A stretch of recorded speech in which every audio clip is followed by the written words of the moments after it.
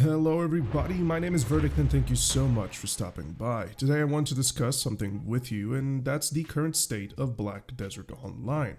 Now what do I mean when I say current state? Well, it's a little bit complicated, probably convoluted, but I'll do my best to guide you into what happened in the recent past, current, and what we are about to expect probably post-fact from Pearl Abyss. The current interest in Black Desert has never been this stale historically according to analytics. The stock prices of the company last month of April 2024 hit their lowest point in 5 years. Rumor has it around that Jae-hee Kim, the lead executive producer for Black Desert, is nowhere to be seen in Pearl Abyss, or at least in the front side of it, and all of this is happening while currently, on a margin, the game has never been in a better state. Unless you're probably a PvPer, so we will begin with that. See, if we're to point out at one particular event within the last year or so that was a flat-out detriment and what probably caused the vortex of distaste for Pearl Abyss by the community, it truly is the Declaration Change episode. The deck changes, is what people call them, were an update which restricted the player's capacity in taking matters into their own hand, which was the general sentiment. When somebody was farming over you or refusing to play in the unwritten rule of duel for spot, you could simply declare war on their guild and punish them for doing so. The change was intended to reduce unnecessary bullying to the newcomers, which was a little bit of a side thing happening from the system, and provide a more non-conflict environment while grinding, as well as pampering the upcoming new content creators.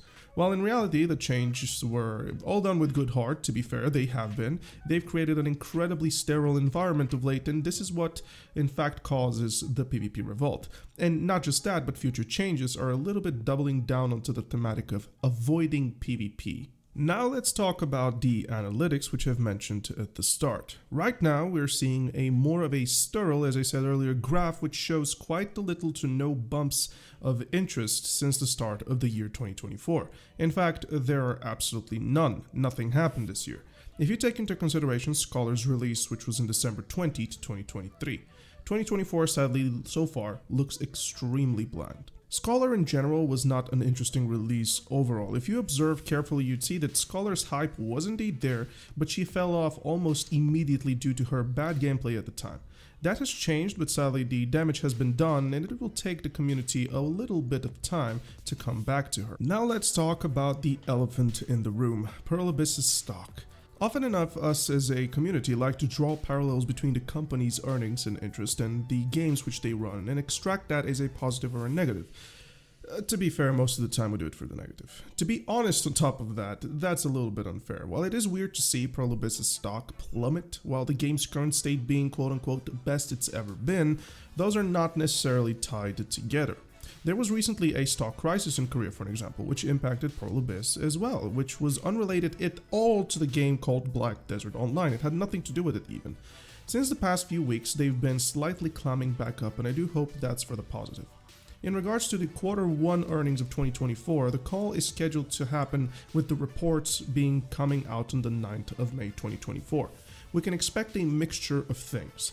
See, Pearl Abyss are busting out their literal best costumes in the history of the game, and us partners played along that as well. You can see and agree probably that the new outfits release tactic has been working quite well with good success. I am cruising around the game with people using these outfits 24/7 is what I'm saying. I do expect on the earnings report actually an increase in revenue despite the Crownstone changes, less pay-to-win incentive, etc, etc, etc for Black Desert Online. Last but not least, the important topic, which was the centerpiece of last year, in my opinion.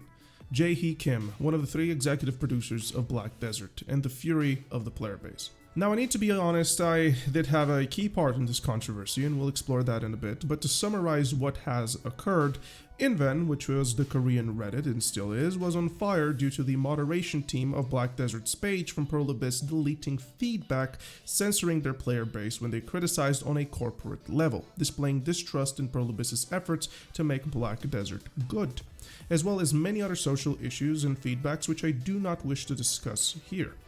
The PvP changes, overall narrative, as well as the partner/content creator drama in Korea ultimately and unfortunately led to Pearl Abyss closing the partner program.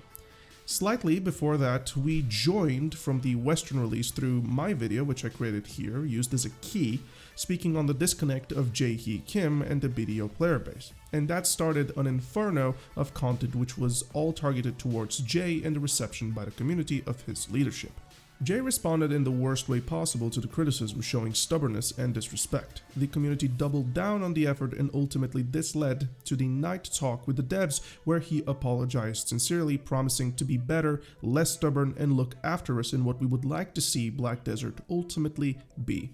Since then, we haven't heard nor seen much of Jae. People sparked a rumor that the most recent dev commentary not starting him might be a result of the fierce backlash he received. Now, I must be very careful here and not mislead you. I am not sure whether or not Jae was simply pulled backwards to the situation so that it becomes manageable, or was laid off from Pearl Abyss. We simply cannot tell, as Pearl Abyss are a secretive company when it comes to their corporate decision making. He might be working there for the next 10 years and we'll never probably even get to see him. That is simply how it is with them. And a little bit of closing remarks before we conclude the video. This is a very nuanced conversation, and many of you might have your own ideas of what and when and where. The idea of this video was not to clickbait you or anything malicious. I trade with information and I love sharing that information with you. I do hope this sentiment comes across properly this time around. I will make another video discussing the earnings call once that is out, so you might want to subscribe for that because it looks like it's right around the corner. Overall, my take on that Black Desert situation is that the state is good right now for the game, but there seems to be a lack of interest from the outside, and it's up to Pearl Abyss to fix that however way they can. Thanks for watching, ladies and gents. Like, subscribe, and I'll see you soon.